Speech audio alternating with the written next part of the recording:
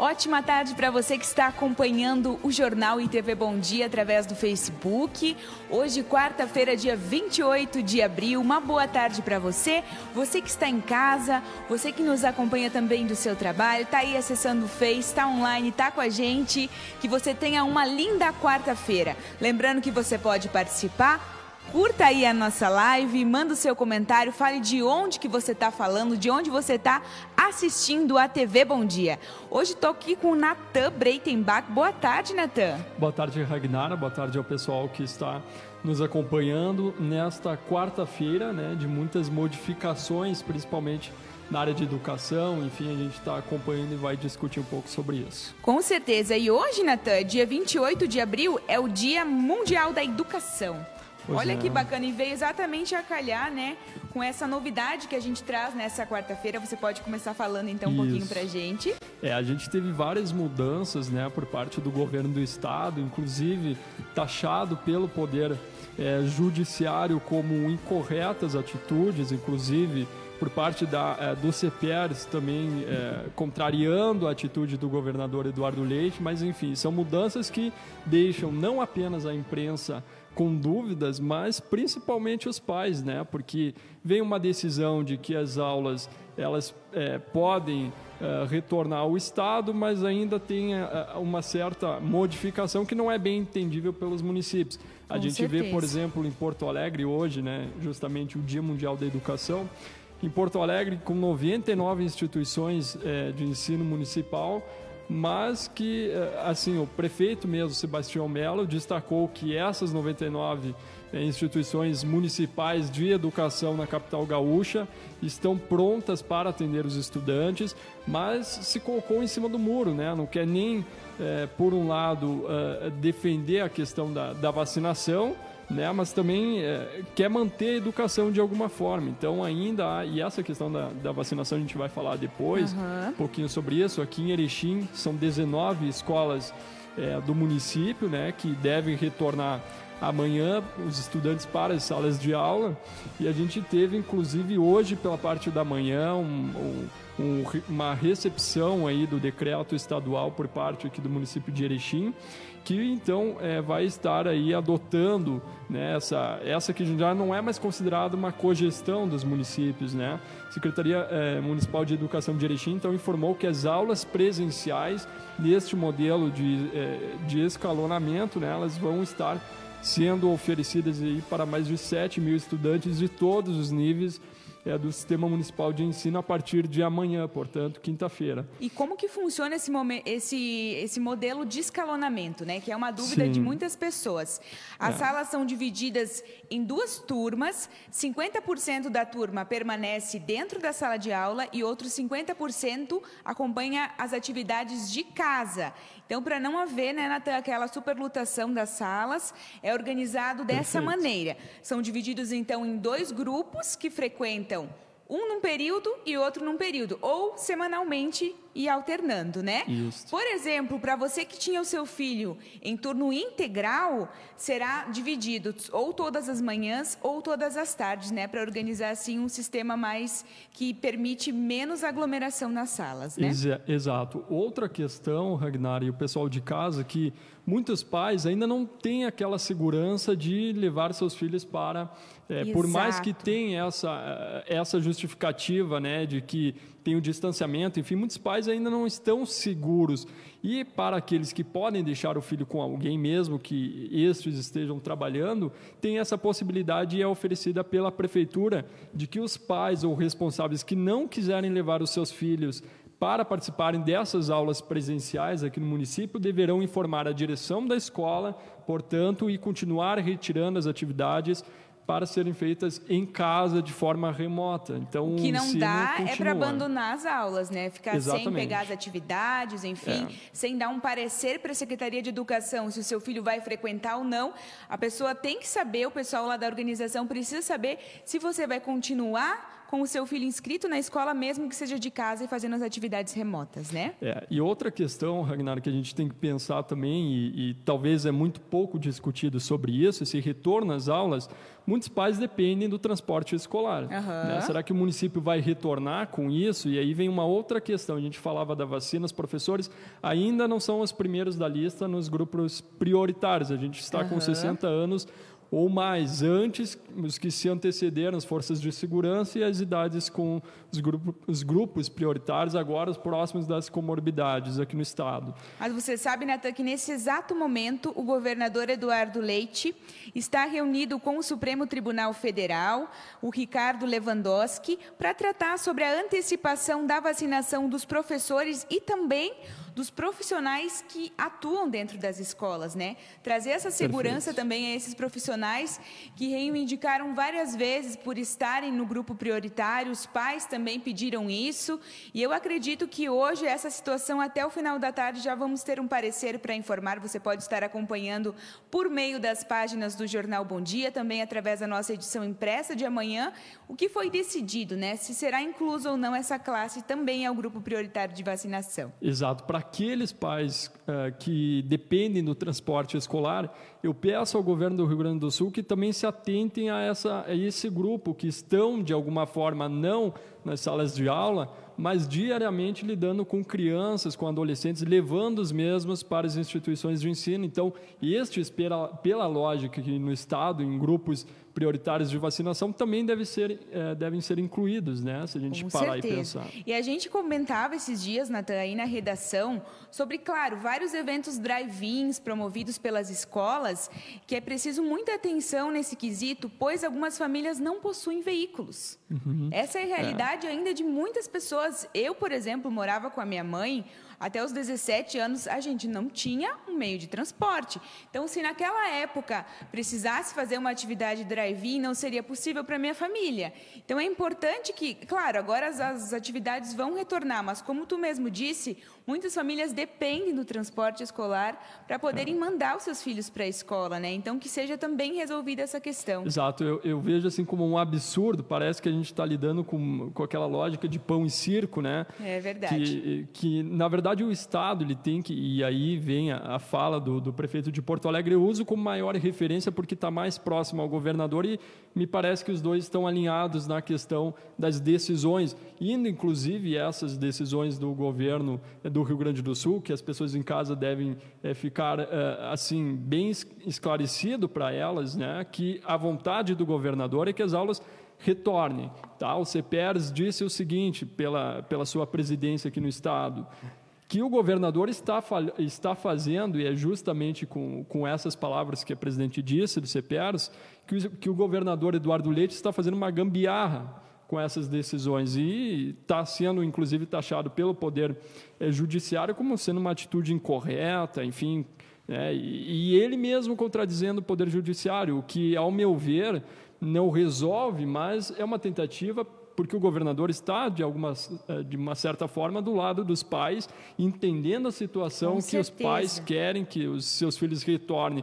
Muitas pessoas, e aqui em Erechim eu acredito que exista muito isso, os pais, os dois trabalham, né, e a criança tem que ficar com algum parente, que muitas vezes tem já as suas atividades diárias e fica aquele transtorno, né? Ou é preciso contratar um profissional onde você não tem condições de pagar. Exato. Então... E claro que a questão de saúde mental dessas crianças também está sendo afetada, né? A gente observa que para todo mundo...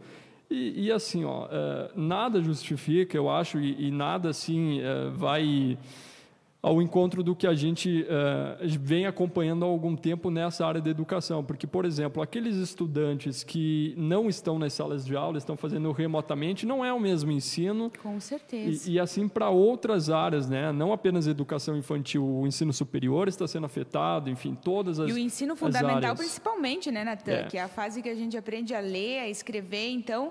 Agora a gente já vê uma luz no Rio Grande do Sul para essa situação e esperamos que continue assim e que os professores sejam vacinados, que os profissionais sejam vacinados e seja uma dose de esperança e de segurança para as famílias e para as crianças também, né? Pela lista de grupos prioritários para vacinação aqui no estado, tem pessoas com comorbidades, que são as próximas, pessoas com deficiência permanente grave, aí as pessoas em situação de rua, que esse público também... E, inclusive, foi feito um estado em Santa Catarina, na cidade de Florianópolis, mostrando que essas pessoas, moradores de rua, têm menos infecção, menos contaminação, e isso percebido por meio do coronavírus, né? Então, quer dizer, essas pessoas, elas já são isoladas socialmente, né? Mas com o vírus, elas ficaram assim vulneráveis, obviamente, né? Como qualquer um de nós, mas elas não apresentaram e mesmo assim estão antes ainda do que os profissionais da educação como grupo prioritário para a vacinação. Então, as pessoas em situação de rua, depois os privados de liberdade, e aí vem o caso de Bagé, inclusive, falando sobre isso, que o prefeito lá acabou dizendo que na cidade dele não há decreto estadual que faça com que os presos sejam vacinados antes do que os policiais, e agora está sendo investigado aí por essas atitudes, por uma possível fura na fila de grupos prioritários para vacinação. Aí a gente tem os demais, os funcionários do sistema de privação de liberdades, que trabalham no presídio, portanto, trabalhadores da educação básica, trabalhadores da escola, da educação superior, Forças Armadas, caminhoneiros, enfim, depois aqueles, e esses também aqui em Erechim,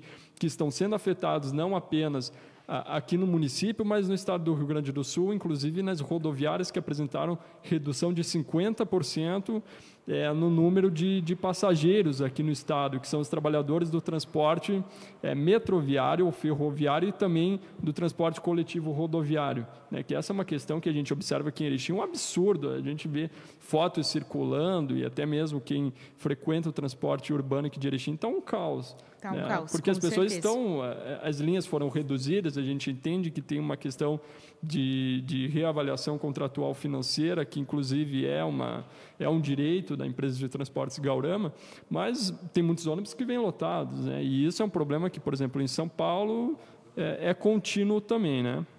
E falando nessa questão de prioridade no grupo de vacinação, ontem foi divulgado, Natan, a inclusão das grávidas, das gestantes no grupo prioritário. Então, o Ministério da Saúde decidiu incluir todas as grávidas e mulheres no período pós-parto entre o grupo prioritário de vacinação contra a Covid no país. O Programa Nacional de Imunização, a Franciele Francinato, em audiência pública da Câmara, teve essa notícia divulgada, né? E ela disse assim: deverão ser usadas as vacinas da Pfizer, Butantan e Fiocruz. Ela disse que o governo vai alterar um pouco a recomendação da Organização Mundial da Saúde sobre a vacinação de grávidas em razão da vivência e do momento epidêmico pelo qual o Brasil vive. Olha o que ela falou. À luz das novas evidências e que mostram, embora não esteja totalmente fechado, um risco maior para as gestantes, tanto para as mulheres no puerpério, a gente optou neste momento por incluir a gestante como grupo prioritário. E é muito bacana, né, Natan? É uma ótima atitude, né? E a gente observa que as pessoas vão participando e assim, as grávidas com certeza, né? Tem que ser grupo prioritário, portanto, uma bela atitude aí dos responsáveis por essa iniciativa. E eu vou mandar um abraço, isso aí, tem gente que está participando. A Clemência Kirst está ligada com a gente. Boa tarde para você, Clemência. Também quem está ligada é a Alessandra Lames. Boa tarde, Ali. Também está participando o Eric. Olha, Eric, boa tarde para você. Uma feliz quarta-feira. Ele que estava incentivando todo mundo antes, Natan, para ter uma boa quarta-feira. A Josiane está com a gente também. Boa tarde para Josi. Oséias Esperoto. O transporte Gaurama, será que vai voltar? E aí, Natan? A gente tem uma decisão que até então está com 70% do seu funcionamento, né? O transporte coletivo de Erechim. Mas aí fica a cargo do Poder Executivo resolver essa questão, né? A gente tem um momento de reconsideração contratual financeira por parte da empresa, que foi pedido, foi solicitado ao Poder Executivo. Aí o que acontece, né? O prefeito tem que decidir, ou pega a empresa próxima que estava na licitação, né, que no caso é uma empresa de Concórdia, mas aí a gente observa o cenário de Concórdia, essa mesma empresa anunciou na semana passada que está paralisando lá no município. Então, quer dizer, é algo que afetou provavelmente todas as empresas, inclusive, como eu comentava antes, uma redução de 50% aqui no estado para aquelas empresas que trabalham com as linhas rodoviárias, né, nos municípios aqui do Rio Grande do Sul, que passaram a atender pela metade, portanto, os seus passageiros. Então, uma crise enfrentada realmente pelo transporte público, acho que de todo o estado, né? Em Erechim, a gente tem esse funcionamento, portanto, de 70%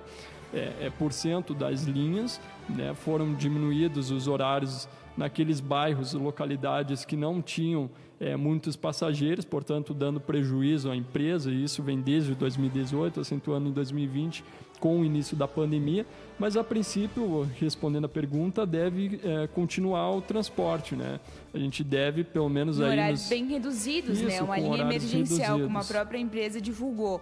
Exato. E a gente estava observando ontem, Natan, eu e o Leandro aqui no Direto da Redação, que os horários de ônibus hoje são horários bem básicos, assim, para o trabalhador, né? A partir da 1 da tarde já não tem mais ônibus até o final da tarde, então o trabalhador precisa se organizar com antecedência, buscar saber essas mudanças, essas alterações, porque quem depende do transporte público para trabalhar, tá complicado, né? Exato.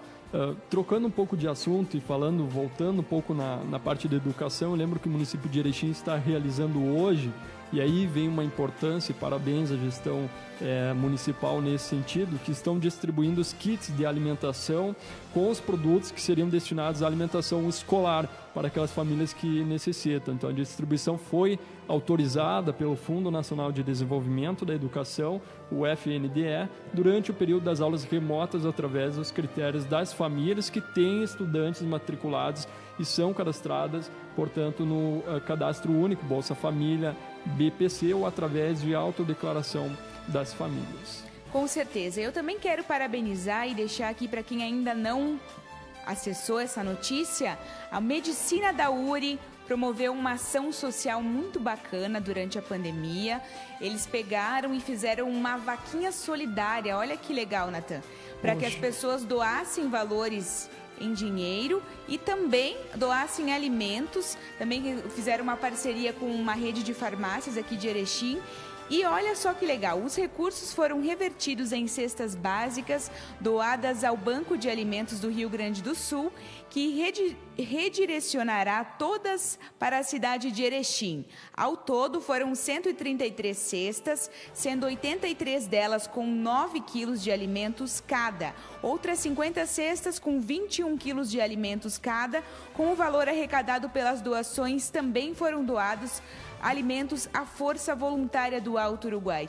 Que bacana, né, essa iniciativa. A gente está vendo, e o curso de medicina, inclusive, fazendo muitas atividades em prol da comunidade, e quem acompanha e tem essa vontade de fazer medicina sabe o quanto foi lutado para que esse curso de ensino superior viesse até a Universidade Regional Integrada, a URI, aqui do campus de Erechim, né? Então, uma bela iniciativa a todos os professores e estudantes que estiveram envolvidos aí nessa ação solidária.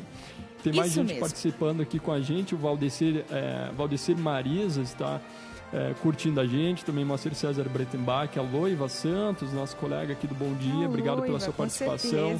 Aí, Iria Zago. Essa é minha mãe. Opa, um abraço aí, Iria. Também a Lenir Ferreira, a Dete Calonego, também a Lourdes Bresciani, a Lilza Adami também está nos acompanhando aqui nesta quarta-feira, a Heriberto Piloto, também Rosemary Silva, a Josiane e a Clemência, que também esteve comentando aqui conosco. Temos mais informações? Com certeza. A gente teve uma pergunta aqui antes também que eu observei, Natan.